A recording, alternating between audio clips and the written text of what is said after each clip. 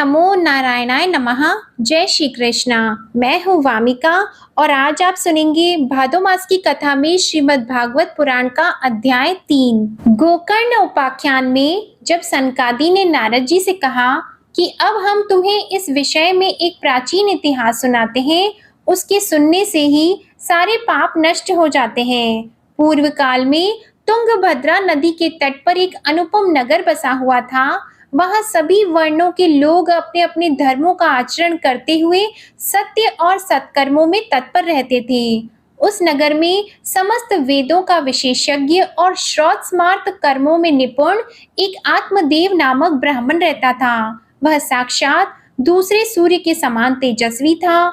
वह धनी होने पर भी भिक्षाजीवी था। उसकी प्यारी पत्नी धुंधुली कुलीन एवं सुंदरी होने पर भी सदा अपनी बात पर अड़ जाने वाली थी। उसे लोगों की बात करने में सुख मिलता था। गृह कार्य में निपुण थी, कृपण और झगड़ालू भी थी। इस प्रकार ब्राह्मण दंपति प्रेम से अपने घर में रहते और विहार करते थे। उनके पास अर्थ और भोग विलास की सामग्री बहुत थी। घर और द्वार भी सुंदर थे, परंतु उससे उन्हें सुख नहीं था। जब अवस्था बहुत ढल गई तब उन्होंने संतान के लिए तरह तरह के पुण्य कर्म आरंभ किए और वे दीन दुखियों को गौ, पृथ्वी, सुवर्ण और वस्त्र आदि दान करने लगे। इस प्रकार धर्म मार्ग में उन्होंने अपना आधा धन समाप्त कर दिया, तो भी उन्हें पुत्र या पुत्री किसी का भी मुख देखने को नहीं मिला। इसलिए अब वह ब्राह्मण बहुत ही चिंतातुर रहने लगा। एक दिन वह ब्राह्मण देवता बहुत दुखी होकर घर से निकलकर वन को चल दिया। दोपहर के समय उसे प्यास लगी, इसलिए वह एक तालाब पर आया। संतान के अभाव के दुख ने उसके शरीर को बहुत सुखा दिया था, इसलिए थक जाने के कारण जल पीकर वह वहीं बैठ गया। 2 घड़ी बीतने पर वहां एक सन्यासी महात्मा आए। जब ब्राह्मण देवता ने देखा कि वे जल पी चुके हैं, तब वह उनके पास गया और चरणों में नमस्कार करने के बाद सामने खड़ा होकर लंबी लंबी सांसें लेने लगा। सन्यासी ने पूछा, कहो ब्राह्मण देवता, रोते क्यों हो? ऐसी तुम्हें क्या भारी चिंता है? तुम जल्दी ही मुझे अपना दुख का कारण बताओ। ब्राह्मण ने कहा, महाराज, मैं अपने पूर्व जन्म के पापों से संचित दुख का क्या वर्णन करूं? अब मेरे पितर मेरे द्वारा दी हुई जलांजलि के जल को अपनी चिंता जनित सांस से कुछ गर्म करके पीते हैं। देवता और ब्राह्मण मेरा दिया हुआ प्रसन्न मन से स्वीकार नहीं करते। संतान के लिए मैं इतना दुखी हो गया हूँ कि मुझे सब सूना ही सूना दिखाई देता है। मैं प्राण त्यागने के लिए यहाँ आया हूँ। संतानहीन जीवन को धिक्कार है, संतानहीन ग्रह को धिक्कार है, संतानहीन धन को धिक्कार है और संतानहीन कुल को धिक्कार है। मैं जिस गाय को पालता हूँ वह भी सर्वथा बांझ हो जाती है। जो पेड़ लगाता हूँ उस पर भी फल फूल नहीं लगते। मेरे घर में जो फल आता है वह भी बहुत जल्दी सड़ जाता है। जब मैं ऐसा अभागा और पुत्रहीन हूँ, तब फिर इस जीवन को ही रखकर मुझे क्या करना है? यों कहकर वह ब्राह्मण दुख से व्याकुल होकर उन सन्यासी महात्मा के पास फूट फूट कर रोने लगा। तब उन यतिवर के हृदय में बड़ी करुणा उत्पन्न हुई। वे योगनिष्ठ थे। उन्होंने उसके ललाट की रेखाएं देखकर सारा वृतांत जान लिया और फिर उसे विस्तार पूर्वक कहने लगी। सन्यासी ने कहा, ब्राह्मण देवता, इस प्रजा प्राप्ति का मोह त्याग दो। कर्म की गति प्रबल है। विवेक का आश्रय लेकर संसार की वासना छोड़ दो। विप्रवर सुनो, मैंने इस समय तुम्हारा प्रारब्ध देखकर निश्चय किया है कि 7 जन्म तक तुम्हारे कोई संतान किसी प्रकार नहीं हो सकती। पूर्व काल में राजा सगर एवं अंग को संतान के कारण दुख भोगना पड़ा था। ब्राह्मण, अब तुम कुटुंब की आशा छोड़ दो। संन्यास में ही सब प्रकार का सुख है। ब्राह्मण ने कहा, महात्मा जी, विवेक से मेरा क्या होगा? मुझे तो बलपूर्वक पुत्र दीजिए, नहीं तो मैं आपके सामने ही शोक मूर्छित होकर अपने प्राण त्यागता हूँ। जिसमें पुत्र स्त्री आदि का सुख नहीं है, ऐसा संन्यास तो सर्वथा नीरस ही है। लोक में सरस तो पुत्र पौत्र आदि से भरा पूरा गृहस्थ आश्रम ही है। ब्राह्मण का ऐसा आग्रह देखकर उन तपोधन ने कहा, विधाता के लेख को मिटाने का हठ करने से राजा चित्रकेतु को बड़ा कष्ट उठाना पड़ा था। इसलिए देव जिसके उद्योग को कुचल देता है, उस पुरुष के समान तुम्हें भी पुत्र से सुख नहीं मिल सकेगा। तुमने तो बड़ा हठ पकड़ रखा है और अर्थी के रूप में तुम मेरे सामने उपस्थित हो। ऐसी दशा में मैं तुमसे क्या कहूँ? जब महात्मा जी ने देखा कि यह किसी प्रकार अपना आग्रह नहीं छोड़ता, तब उन्होंने उसे एक फल देकर कहा, इसे तुम अपनी पत्नी को खिला देना, इससे उसके एक पुत्र होगा। तुम्हारी स्त्री को 1 साल तक सत्य, शौच, दया, दान और एक समय एक ही अन्न खाने का नियम रखना चाहिए। यदि वह ऐसा करेगी तो बालक बहुत शुद्ध स्वभाव वाला होगा। यों कहकर वे योगीराज चले गए और ब्राह्मण अपने घर लौट आया। वहां आकर उसने वह फल अपनी स्त्री के हाथ में दे दिया और स्वयं कहीं चला गया। उसकी स्त्री तो कुटिल स्वभाव की थी ही। वह रो रो कर अपनी एक सखी से कहने लगी, सखी, मुझे तो बड़ी चिंता हो गई। मैं तो यह फल नहीं खाऊंगी। फल खाने से गर्भ रहेगा या गर्भ से पेट बढ़ जाएगा, फिर कुछ खाया पिया जाएगा नहीं। इससे मेरी शक्ति क्षीण हो जाएगी।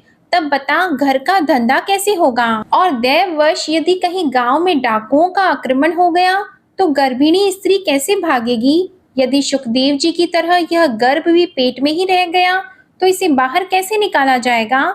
और कहीं प्रसव काल के समय वह टेढ़ा हो गया तो फिर प्राणों से ही हाथ धोना पड़ेगा। यों भी प्रसव के समय बड़ी भयंकर पीड़ा होती है। मैं सुकुमारी भला यह सब कैसे सह सकूंगी? मैं जब दुर्बल पड़ जाऊंगी तब ननद रानी आकर घर का सब माल मता समेट ले जाएगी और मुझसे तो सत्य, शौच आदि नियमों का पालन होना भी कठिन ही जान पड़ता है। जो स्त्री बच्चा जनती है उसे उस बच्चे के लालन पालन में भी बड़ा कष्ट होता है। मेरे विचार से तो वंध्या या विधवा स्त्रियां ही सुखी हैं। मन में ऐसे ही तरह तरह के कुतर्क उठने से उसने वह फल नहीं खाया और जब उसके पति ने पूछा, फल खा लिया? तब उसने कह दिया, हाँ खा लिया। एक दिन उसकी बहन अपने आप ही उसके घर आई। तब उसने अपनी बहन को सारा वृतांत सुनाकर कहा, मेरे मन में इसकी बड़ी चिंता है। मैं इस दुख के कारण दिनों दिन दुबली हो रही हूँ बहन, मैं क्या करूँ? बहन ने कहा, मेरे पेट में बच्चा है, प्रसव होने पर वह बालक मैं तुझे दे दूंगी। तब तक तू गर्भवती के समान घर में गुप्त रूप से सुख से रह। तू मेरे पति को कुछ धन दे देगी तो वे तुझे अपना बालक दे देंगे। हम ऐसी युक्ति करेंगी कि जिसमें सब लोग यही कहें कि इसका बालक 6 महीने का होकर मर गया और मैं नित्य प्रति तेरे घर आकर उस बालक का पालन पोषण करती रहूंगी। तू इस समय इसकी जांच करने के लिए यह फल गौ को खिला दे। ब्राह्मणी ने स्त्री स्वभाववश जो जो उसकी बहन ने कहा था वैसे ही सब किया। इसके पश्चात समय अनुसार जब उस स्त्री के पुत्र हुआ तब उसके पिता ने चुपचाप लाकर उसे धुंधुली को दे दिया और उसने आत्मदेव को सूचना दे दी कि मेरे सुखपूर्वक बालक हो गया है। इस प्रकार आत्मदेव के पुत्र हुआ सुनकर सब लोगों को बड़ा आनंद हुआ। ब्राह्मण ने उसका जात कर्म संस्कार करके ब्राह्मणों को दान दिया और उसके द्वार पर गाना बजाना तथा अनेक प्रकार की मांगलिक कृत्य होने लगे। धुंधुली ने अपने पति से कहा कि मुझे तो दूध नहीं है, फिर गौ आदि किसी अन्य जीव के दूध से मैं इस बालक का किस प्रकार पालन करूंगी? मेरी बहन के अभी बालक हुआ था, वह मर गया है, उसे बुलाकर अपने यहाँ रख ले तो वह आपके इस बच्चे का पालन पोषण कर लेगी। तब पुत्र की रक्षा के लिए आत्मदेव ने वैसा ही किया तथा माता धुंधुली ने उस बालक का नाम धुंधुकारी रखा। इसके बाद 3 महीने बीतने पर उस गौ के भी एक मनुष्य आकार का बच्चा हुआ। वह सर्वांग सुंदर, दिव्य, निर्मल एवं सुवर्ण की सी कांति वाला था। उसे देखकर ब्राह्मण देवता को बड़ा आनंद हुआ और उसने स्वयं ही उसके सब संस्कार किए। इस समाचार से और सब लोगों को भी बड़ा आश्चर्य हुआ और वे बालक को देखने के लिए आए। सब लोग आपस में कहने लगे, देखो भाई, अब आत्मदेव का कैसा भाग्य उदय हुआ है।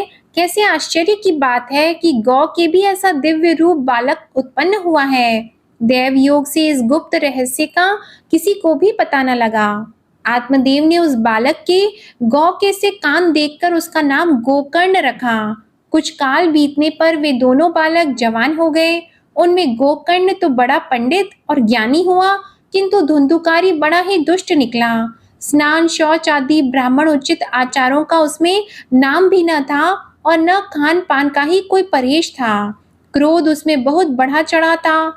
वह बुरी-बुरी वस्तुओं का संग्रह किया करता था। मुर्दे के हाथ से छुआया हुआ अन्न भी खा लेता था।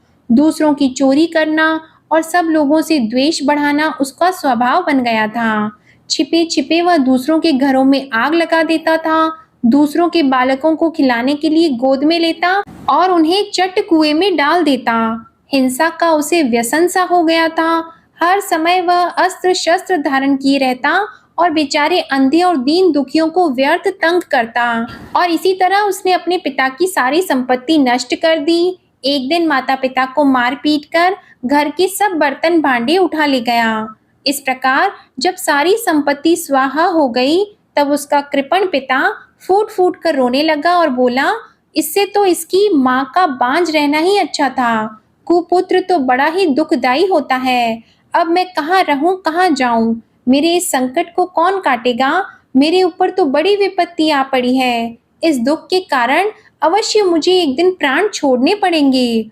उसी समय परम ज्ञानी गोकर्ण जी वहां आए और उन्होंने पिता को वैराग्य का उपदेश करते हुए बहुत समझाया। वे बोले, पिताजी, यह संसार असार है। यह अत्यंत दुख रूप एवं मोह में डालने वाला है। पुत्र किसका, धन किसका? स्नेहवान पुरुष रात दिन दीपक के समान जलता रहता है। सुख न तो इंद्र को है और न चक्रवर्ती राजा को। सुख है तो केवल विरक्त एकांत जीवी मुनि को।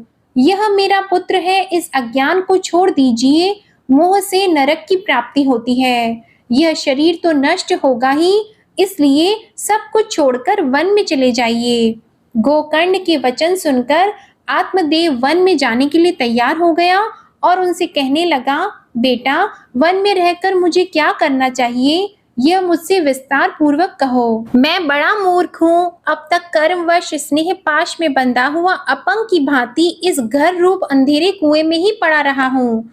तुम बड़ी दयालु हो, इससे मेरा उद्धार करो। गोकर्ण ने कहा, पिताजी, यह शरीर हड्डी, मांस और रुधिर का पिंड है। इसे आप मैं मानना छोड़ दें और स्त्री पुत्र आदि को अपना कभी न माने। इस संसार को रात दिन क्षण भंगुर देखें। इसकी किसी भी वस्तु को स्थायी समझकर उसमें राग न करें। बस एकमात्र वैराग्य रस के रसिक होकर भगवान की भक्ति में लगे रहें। भगवत भजन ही सबसे बड़ा धर्म है। निरंतर उसी का आश्रय लिए रहें। अन्य सब प्रकार के लौकिक धर्मों से मुख मोड़ लें। सदा साधु जनों की सेवा करें। भोगों की लालसा को पास न फटकने दें तथा जल्दी से जल्दी दूसरों के गुण दोषों का विचार करना छोड़कर एकमात्र भगवत सेवा और भगवान की कथाओं के रस का ही पान करें। इस प्रकार पुत्र की वाणी से प्रभावित होकर आत्मदेव ने घर छोड़ दिया और वन की यात्रा की। यद्यपि उसकी आयु उस समय 60 वर्ष की हो चुकी थी, फिर भी बुद्धि में पूरी दृढ़ता थी। वहां रात दिन भगवान की सेवा पूजा करने से और नियम पूर्वक भागवत के 10वें स्कंद का पाठ करने से उसने भगवान श्री कृष्ण चंद्र को प्राप्त कर लिया। सूत जी कहते हैं, शौनक जी, पिता के वन चले जाने पर एक दिन धुंधुकारी ने अपनी माता को बहुत पीटा और कहा, बता धन कहाँ रखा है, नहीं तो अभी तेरी जलती लकड़ी से खबर लूंगा। उसकी इस धमकी से डरकर और पुत्र के उपद्रवों से दुखी होकर वह रात्रि के समय कुएं में जा गिरी और इसी से उसकी मृत्यु हो गई। योगनिष्ठ गोकर्ण जी तीर्थ यात्रा के लिए निकल गए। उन्हें इन घटनाओं से कोई सुख या दुख नहीं होता था, क्योंकि उनका न कोई मित्र था न शत्रु। धुंधुकारी 5 वेश्याओं के साथ घर में रहने लगा। उनके लिए भोग सामग्री जुटाने की चिंता से उसकी बुद्धि नष्ट कर दी और वह नाना प्रकार के अत्यंत क्रूर कर्म करने लगा। एक दिन उन उल्टाओं ने उससे बहुत से गहने मांगे। वह तो काम से अंधा हो रहा था। मौत की उसे कभी याद नहीं आती थी। बस उन्हें जुटाने के लिए वह घर से निकल पड़ा।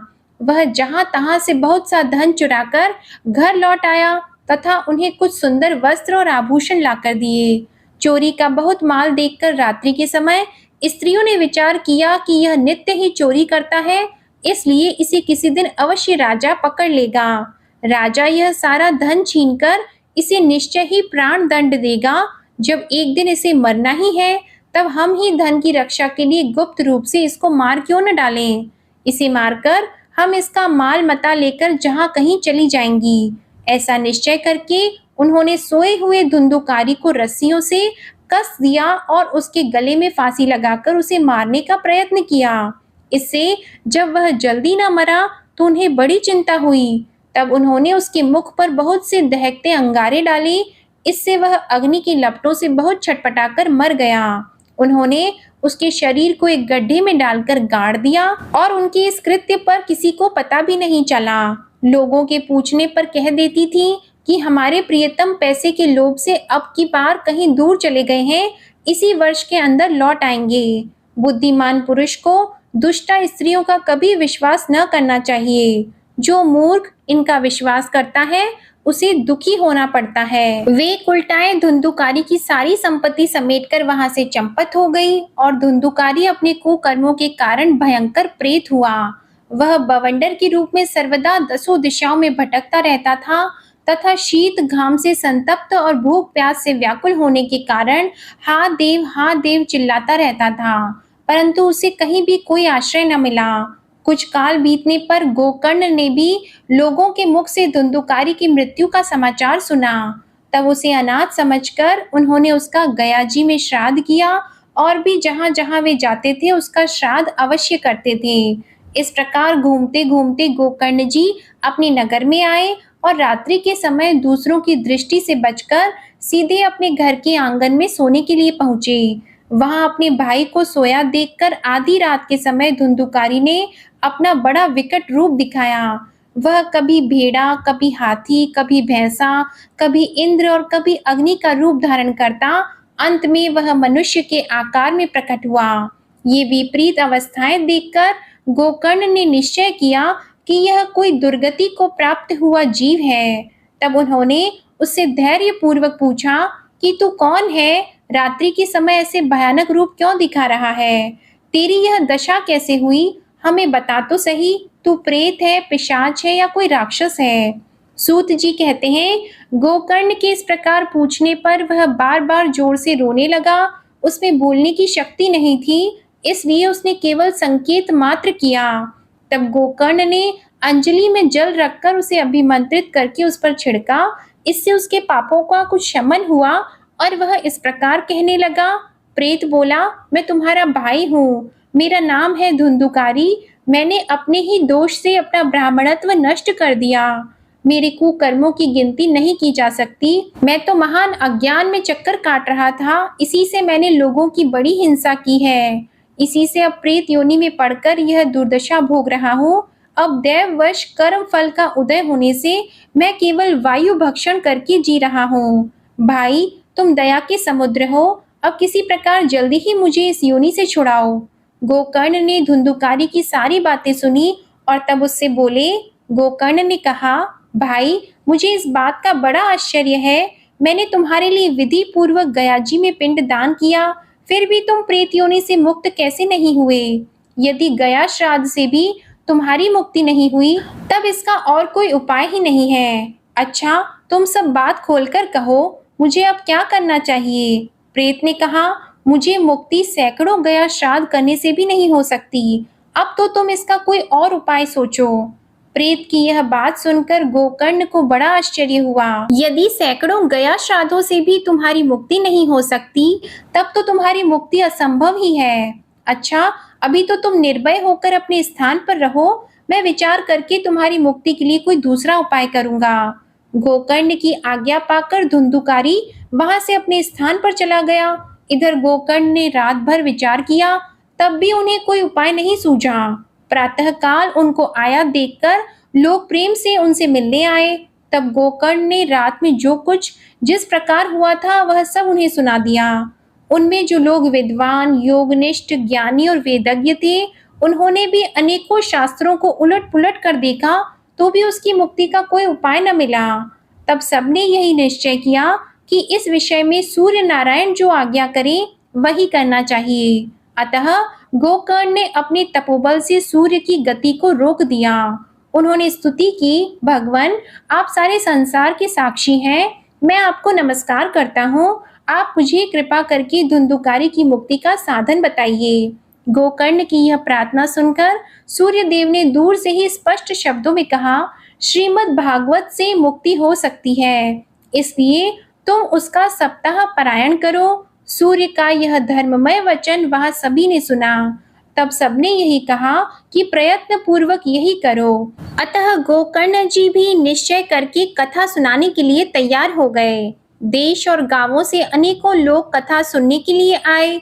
बहुत से लंगड़े, लूले, बूढ़े, मंदबुद्धि पुरुष भी अपने पापों की निवृत्ति के उद्देश्य से वहां आ पहुंचे। इस प्रकार वहां इतनी भीड़ हो गई कि उसे देखकर देवताओं को भी आश्चर्य होता था। जब गोकर्ण जी व्यास गद्दी पर बैठकर कथा कहने लगे, तब वह प्रेत भी वहां आ पहुंचा और इधर उधर बैठने के लिए स्थान ढूंढने लगा। इतने में ही उसकी दृष्टि एक सीधे रखे हुए 7 गांठ के बांस पर पड़ी। उसी के नीचे के छिद्र में घुसकर वह कथा सुनने के लिए बैठ गया। वायु रूप होने के कारण वह बाहर कहीं बैठ नहीं सकता था, इसलिए बांस में घुस गया। गोकर्ण जी ने एक वैष्णव ब्राह्मण को मुख्य श्रोता बनाया और प्रथम स्कंद से ही स्पष्ट स्वर में कथा सुनानी आरंभ की। सायंकाल में जब कथा को विश्राम दिया गया, तब एक बड़ी विचित्र बात हुई। वहां सभासदों के देखते देखते उस बांस की एक गांठ तड़ तड़ शब्द करती फट गई। इसी प्रकार दूसरे दिन सायंकाल में दूसरी गांठ फटी और तीसरे दिन उसी समय तीसरी। इस प्रकार 7 दिनों में 7 गांठों को फोड़कर धुंधुकारी 12 स्कंधों के सुनाने से पवित्र होकर प्रेत योनि से मुक्त हो गया और दिव्य रूप धारण करके सबके सामने प्रकट हुआ।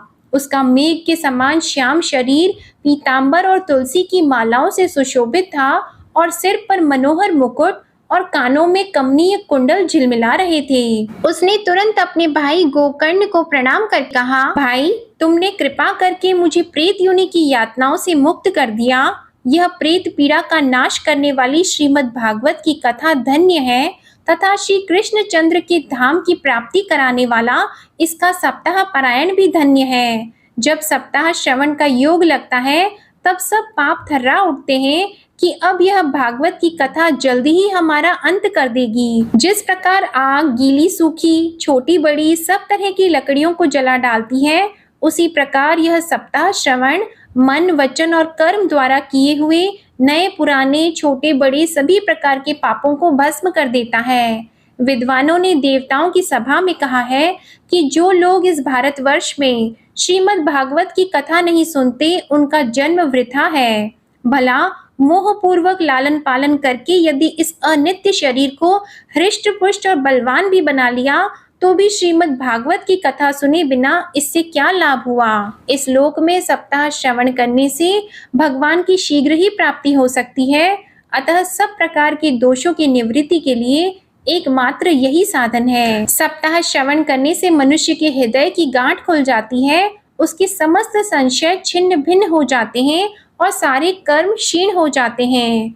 यह भागवत कथा रूप तीर्थ संसार के कीचड़ को धोने में बड़ा ही पटु है। विद्वानों का कथन है कि जब यह हृदय में स्थित हो जाता है, तब मनुष्य की मुक्ति निश्चित ही जाननी चाहिए। जिस समय धुंधुकारी ये सब बातें कह रहा था, जिसके लिए वैकुंठवासी पार्षदों के सहित एक विमान उतरा, उससे सब ओर मंडलाकार प्रकाश फैल रहा था। सब लोगों के सामने ही धुंधुकारी उस विमान पर चढ़ गया। तब उस विमान पर आए हुए पार्षदों को देखकर उनसे गोकर्ण ने यह बात कही। गोकर्ण ने पूछा, भगवान के प्रिय पार्षदों, यहाँ हमारे अनेकों शुद्ध हृदय श्रोतागण हैं, उन सबके लिए आप लोग एक साथ बहुत से विमान क्यों नहीं लाए? हम देखते हैं कि यहाँ सभी ने समान रूप से कथा सुनी है, फिर फल में इस प्रकार का भेद क्यों हुआ, ये बताइए। भगवान के सेवकों ने कहा, हे मानद, इस फल भेद का कारण इनके श्रवण का भेद ही है। यह ठीक है कि श्रवण तो सबने समान रूप से ही किया है, किंतु इसके जैसा मनन नहीं किया। इसी से एक साथ भजन करने पर भी उसके फल में भेद रहा। इस प्रेत ने 7 दिनों तक निराहार रहकर श्रवण किया था तथा सुने हुए विषय का स्थिर चित्त से यह खूब मनन निधि ध्यानासन भी करता रहता था। जो ज्ञान दृढ़ नहीं होता वह व्यर्थ हो जाता है, इसी प्रकार ध्यान न देने से श्रवण का, संदेह से मंत्र का और चित्त के इधर उधर भटकते रहने से जप का भी कोई फल नहीं होता। गुरु वचनों में विश्वास, दीनता का भाव, मन के दोषों पर विजय और कथा में चित्त की एकाग्रता इत्यादि नियमों का यदि पालन किया जाए तो श्रवण का यथार्थ फल मिलता है। यदि ये श्रोता फिर से श्रीमद् भागवत की कथा सुने तो निश्चय ही सबको वैकुंठ की प्राप्ति होगी और गोकर्ण जी आपको तो भगवान स्वयं आकर गोलोक धाम में ले जाएंगे। यों कहकर वे सब पार्षद हरि कीर्तन करते हुए वैकुंठ लोक को चले गए। श्रावण मास में गोकर्ण जी ने फिर उसी प्रकार सप्ताह क्रम से कथा कही और उन श्रोताओं ने फिर उसे सुना। नारद जी, इस कथा की समाप्ति पर जो कुछ हुआ वह सुनिए। वहां भक्तों से भरे हुए विमानों के साथ भगवान प्रकट हुए। सब ओर से खूब जय जयकार और नमस्कार की ध्वनियां होने लगी। भगवान स्वयं हर्षित होकर अपने पांचजन्य शंख की ध्वनि करने लगे और उन्होंने गोकर्ण को हृदय से लगाकर अपने ही समान बना लिया। उन्होंने क्षण भर में ही अन्य सब श्रोताओं को भी मेघ के समान श्याम वर्ण, रेशमी, पीतांबरधारी तथा किरीट और कुंडल आदि से विभूषित कर दिया। उस गांव में जितने भी जीव थे वे सभी गोकर्ण जी की कृपा से विमानों पर चढ़ा लिए गए तथा जहां योगी जन जाते थे उस भगवत धाम में वे भेज दिए गए। इस प्रकार भक्त वत्सल भगवान श्री कृष्ण कथा श्रवण से प्रसन्न होकर गोकर्ण जी को साथ लेकर अपने ग्वाल बालों के प्रिय गोलोक धाम में चले गए। पूर्व काल में जैसे अयोध्यावासी भगवान श्री राम के साथ साकेत धाम सिधारे थे, उसी प्रकार भगवान श्री कृष्ण उन सबको योगी दुर्लभ गोलोक धाम को ले गए, जिस लोक में सूर्य, चंद्रमा और सिद्धों की भी गति नहीं हो सकती, उसमें वे श्रीमद् भागवत श्रवण से चले गए। नारद जी, सप्ताह यज्ञ के द्वारा कथा श्रवण करने से जैसा उज्जवल फल संचित होता है उसके विषय में हम आपसे क्या कहें। जिन्होंने अपने कर्णपुट से गोकर्ण जी की कथा के एक अक्षर का भी पान किया था, वे फिर माता के गर्भ में नहीं आए। जिस गति को लोग वायु, जल या पत्ते खाकर शरीर सुखाने से, बहुत काल तक घोर तपस्या करने से और योग अभ्यास से भी नहीं पा सकते, उसे वे सप्ताह श्रवण से सहज में ही प्राप्त कर लेते हैं। इस परम पवित्र इतिहास का पाठ चित्रकूट पर विराजमान मुनीश्वर शांडिल्य भी ब्रह्मानंद में मग्न होकर करते रहते हैं। यह कथा बड़ी ही पवित्र है। एक बार के श्रवण से ही समस्त पाप राशि को भस्म कर देती है। यदि इसका श्राद्ध के समय पाठ किया जाए तो इससे पितृगण को बड़ी तृप्ति होती है और नित्य पाठ करने से मोक्ष की प्राप्ति होती है। जय श्री कृष्णा। आज की कथा समाप्त हुई। आशा करती हूँ आपको आज की कथा अच्छी लगी होगी। अगर पसंद आई हो तो कमेंट बॉक्स में ज़रूर बताएं और भगवान श्री कृष्ण की जय भी ज़रूर लिखिएगा। हमारे चैनल आध्यात्मिक सागर को अगर सब्सक्राइब नहीं किया है तो चैनल को सब्सक्राइब करके बेल आइकन भी प्रेस करें और वीडियो पसंद आई हो तो उसे लाइक करें और शेयर करें। धन्यवाद।